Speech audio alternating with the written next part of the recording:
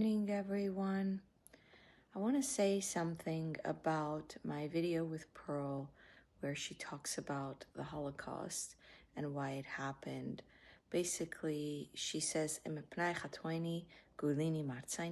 of our sins, we have been exiled of our country, and basically that we have suffered because of our own sins, including in the Holocaust. She says, I think something to the effect of we have only ourselves to blame, a sentiment that I am personally quite upset by.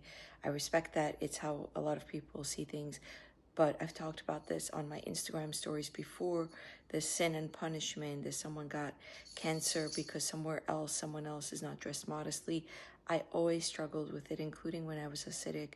Not struggled with it, I felt extremely hurt and upset by it.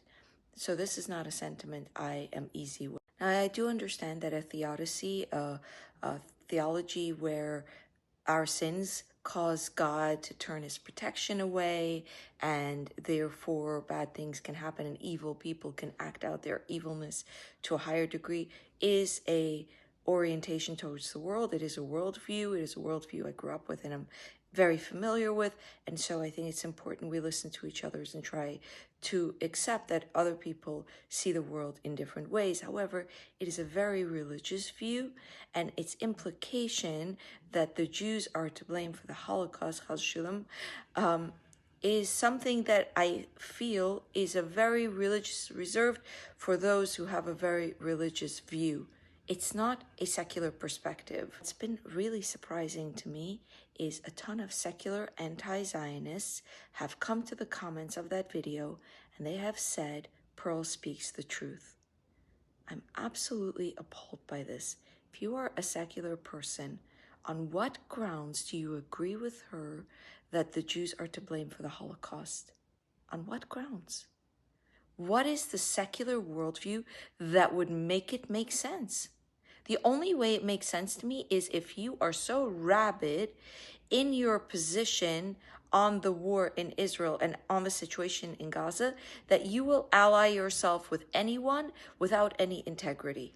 That's what I'm hearing.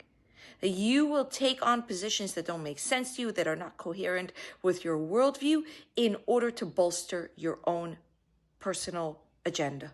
That's what I'm hearing. You know, I have refrained from taking on positions on things I don't intimately understand. And whenever I've done so, later when I learned that subject, I didn't regret staying neutral. I felt jumping in with an opinion on things you don't understand, in the end of the day, is worse than standing by and letting the people understand it have a conversation. And on Israel, that's what I've done. I got quite a bit of heat from people who feel that you have to have an opinion, and I have not regretted standing by my position. If I don't understand it, I don't take a side. But I have to say, I have really formulated an opinion on my experience of secular anti-Zionists allying themselves with religious anti-Zionists in such a hypocritical, disingenuous way. This issue I understand, and to me, it tells so much that people are willing to do this and be so disingenuous. You care so much that you're willing to be dishonest.